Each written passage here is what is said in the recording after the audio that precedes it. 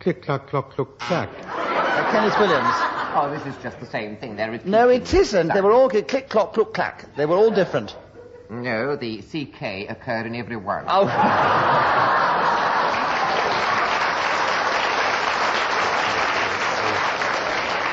But as you know, it's not the written word, it is the pronunciation. Well, you're always altering the rules as you go along, so start No, out. I try to interpret them loose as they are. And Ian Mester's thought up some pretty loose rules in this game, and you play it rather loosely sometimes. Clement, wrong challenge, 55 seconds, Spanish dancing, starting now. One of the most interesting aspects of Spanish dancing takes place annually in Pamplona, when the bulls are run down the street, and the Spaniards dance in front of them, occasionally getting gored for good measure. Ernest Hemingway. Peter Cook has challenged. They're not gored for good measure.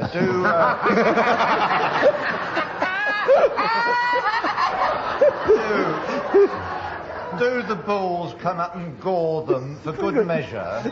Excuse, signori, voglio gori. No, it doesn't happen. I've been to Pamplona. No, yeah. It's all rubbish. Have you danced in front of the bulls? No, I've not danced in front of the bulls. I allow them to get on with their dancing first, and when they're exhausted, I do mine. Yeah. Well, before you're exhausted in just a minute, let's hear from you on the subject of Spanish dancing, Peter Cook, and 41 seconds left, starting now. Spanish dancing was invented many years ago by an old senor in Pamplona itself. Before he invented that wonderful movement... Clement Freud has challenged. Repetition of invented. Yes, he was inventing too much. Clement, 30 seconds are left for Spanish dancing, starting now. One of the great Spanish dancers was a man called Antonio, who performed all over London in the 1950s and even in the beginning of the 1960s, and I often went to see him at a theatre in Shaftesbury Avenue, where he perspired from the stage into the auditorium, to the enormous delight of many thousands of people who had stood in line, queued up, sometimes for as long as 24 hours in order to purchase tickets.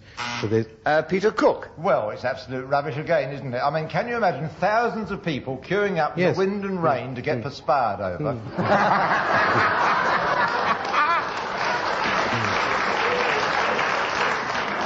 So what is your challenge? My challenge is the perspiration aspect of the game. If you look up the rules, the perspiration aspect, which doesn't often crop up because very few people bring up sweat on the programme. No. It's clause 72C. Yes. No, I disagree on this occasion, Peter, with your challenge, because I think he was keeping going without deviating, and Clement continues with 2 seconds on Spanish dancing, starting now. Dorita...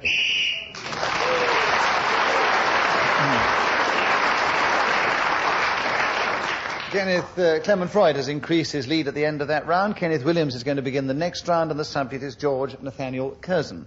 Will you tell us something about him in the game, starting now? One of those outstanding figures of the 19th century. He became Under-Secretary for India at a very early age, and in 1939, Viceroy of that enormous terrain, and succeeded in petitioning Punjab and creating the Northwest Province. Now, the interesting thing about this man was he had spinal curvature, and this would, in another person perhaps, have been a tremendous obstacle. He didn't allow that, and had a great belief and confident attitude, you see, because he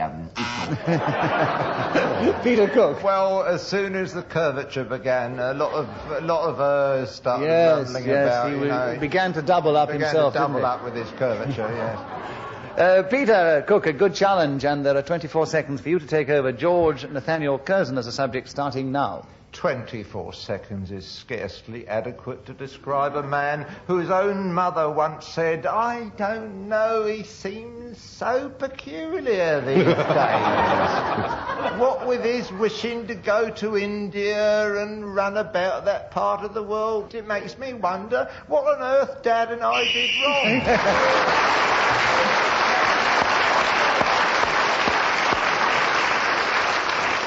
Well, the great thing about this game is even if his mother didn't say that, you can say it and you can believe at the end that she did say it. And Peter, you kept going, you got the extra point as the whistle went, and you're back in the lead alongside Clement Freud. Barry, it's your turn to begin, and the subject is smash and grab. 60 seconds beginning now. The first thing that happens with a smash and grab raid is that a man in a mask, or possibly a balaclava helmet turned round the wrong way, walks up to a jeweller's window, throws back his arm, arches flat... Peter Cook is challenged. You can't throw back your arm. It's impossible. You Can't throw your arm anywhere. Unless you cut it off first, and very few people do that. You can throw your voice. Well, you can't throw That's back no your... good if you're doing a smash and grab. I would say you can't throw back your voice and hurl a brick through a window. Well, I can't. No, Hands up all those who can. I'm sorry, Mr. No, that's all Chairman. right. No, actually, Barry, it's I very take his true. point. Colloquially speaking, we do say, you know, he threw his arm back and whipped the ball down. Well, or because something it like wasn't that. big enough, you know. Yeah. I threw it back, wasn't big enough, yeah. So, Barry, you keep the subject, smash and grab, and there are 45 seconds left, starting now. Well, sometimes you can throw your head back, but this not often happens in a smash and grab raid because the intention is to steal things, mainly items of jewellery, such as gold watches of a certain value, rings, other artifacts that women like to wear around their necks, tiaras, which are worn on the head, so that when they heave back their golden tresses and the lights Peter Cook has twinkle... challenged. He's thrown his arms back, he's thrown his head back, and now he's thrown something else back. That's 3 backs back to back.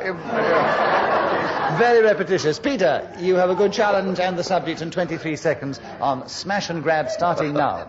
Well, personally, if you're going to do a smash and grab raid, the necessities are a lot of other people and a bit of courage. You size up the target and then you snoop around for days and days watching the movement. Clement Freud is challenged. Repetition of days. Days and days, yeah. So Clement has got another point and 9 seconds on smash and grab, Clement, starting now. To be a successful smash and grab operator, it is homework which counts.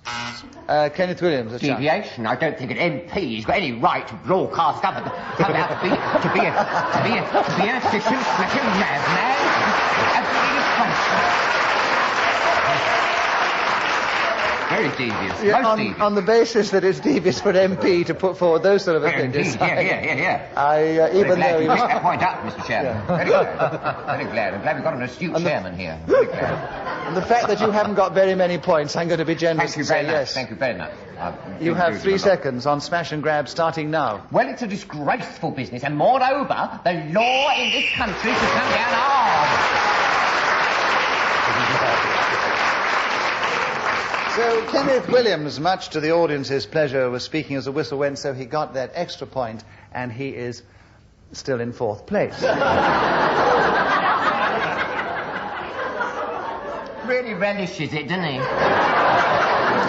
You did win a few weeks ago when Barry Took and Peter Cook were here, and this occasion I think we have we've only probably got time for about one more round, I don't know, so I don't think there's much chance of you winning, Kenneth, but keep up the good work, and it's Clement Freud's turn to begin. He's in the lead, by the way, 1 ahead of Peter Cook, and the subject is a goodbye. Will you talk on that subject, Clement, starting now? I'm not at all sure whether a Member of Parliament, bearing in mind the edicts of the Secretary of State for Prices and Consumer Protection, should come onto a programme and talk about a goodbye, because if he got it wrong, and the purchase which the prospective purchasor was about to make turned out... Kenneth Williams. Deviation, there's no such word. It's purchaser, not purchasor. It's ER at the end, it's not OR, and it's disgraceful that people should give this wrong information to the public. There they are, coming out here, telling their words all wrong. It wasn't an ear. I was going to be illicit. Well, as I said before, Kenneth Williams has obviously got a new catchphrase for the next series, if we have one, because it's the last one of this series, and, you know, we shouldn't have this information given to the public. It used to be women, and now we it's used to give information. women to the public. We shouldn't have women on the programme, was his catchphrase. We didn't have And Kenneth, you are raring to go, I can see that. You have 40 seconds in which to do it. The subject is a goodbye, starting now.